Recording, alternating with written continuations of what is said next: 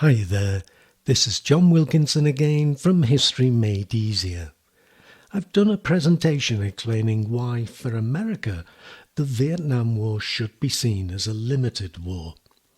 For the Vietnamese, however, whether you're looking at the war against the French or the war against the Americans, it has to be seen as total war. I go back to the definition I use for total war. Of course I do. The scale of the war and the way in which the war is fought. It might be mostly confined to their borders, but this is a war that involves everyone and dominates everything else. North Vietnam becomes a nation at arms. Virtually all their resources, including men, women and children, are devoted to the war effort. The degree of government control on both sides of the North-South divide is cranked up in order to continue the fight. And as for war aims, well, for Ho Chi Minh and the National Liberation Front, it was existential. Look at how the nation in North Vietnam, the Democratic Republic of Vietnam, was mobilized. It involved widespread political and military organizations.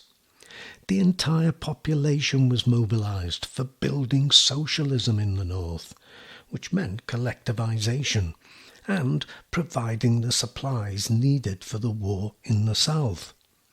Just about every man, woman and child was involved in the war effort, whether in fighting, nursing, supplying or repairing infrastructure, while political and military forces were embedded in South Vietnam.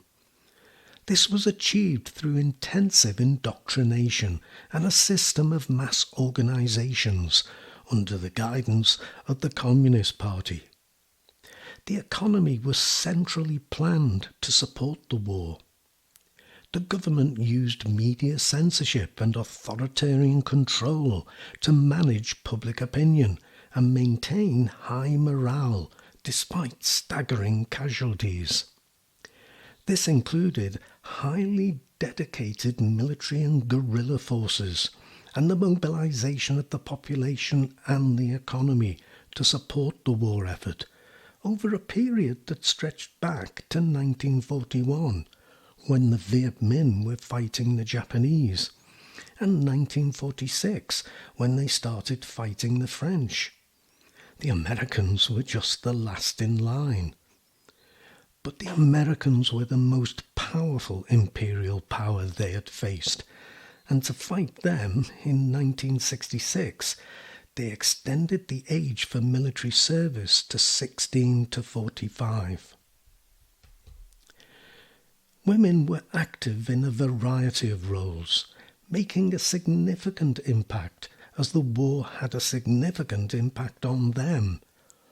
Women took on more roles in the economy, but several million women served in the military and militias, particularly in the administrative work, but also in medical care and espionage too.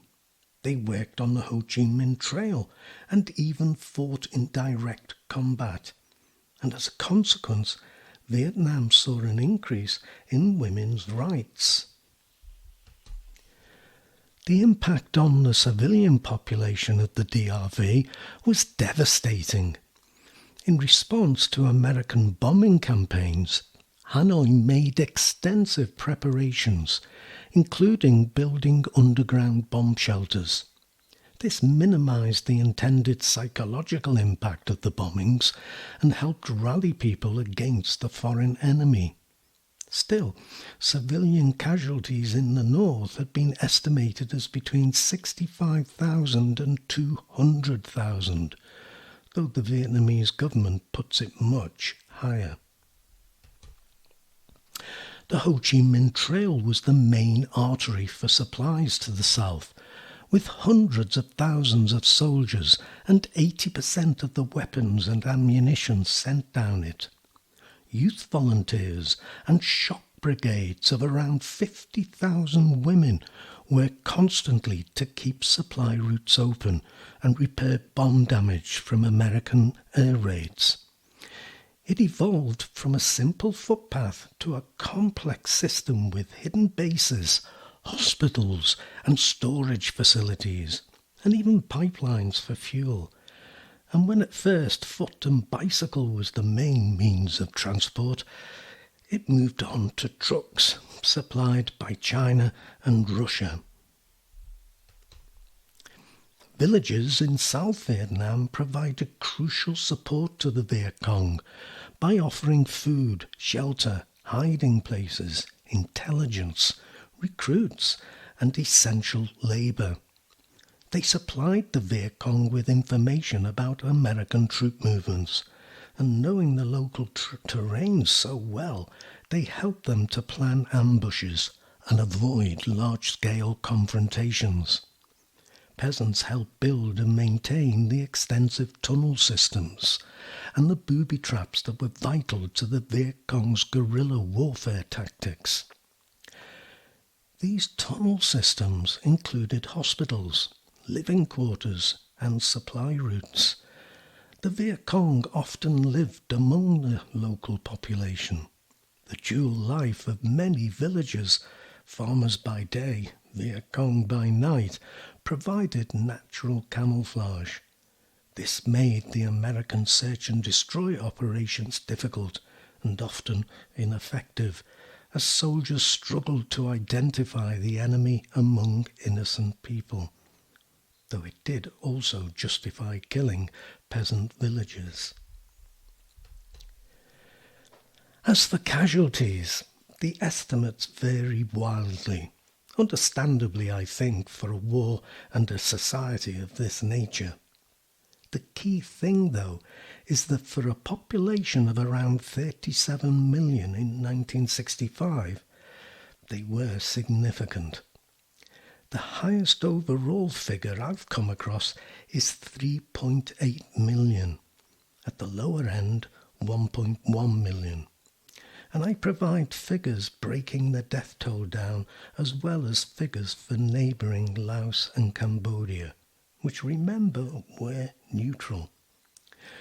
Now, given that even at the lower end, this is around 3% of the population, and at the top end, around 10%, and that in South Vietnam more civilians might have died than ARVN troops, and that would suggest total war. So there you are. For the Vietnamese, the Vietnam Wars were total war. Of course they were. They were fighting for their nation's right to exist free from foreign imperialist interference. I hope you found this useful, and if you have, please do subscribe to my channel if you haven't done so already, and tell your friends about it too. But for now, let me thank you so much for listening and wish you the very best of luck with your studies. Cheers.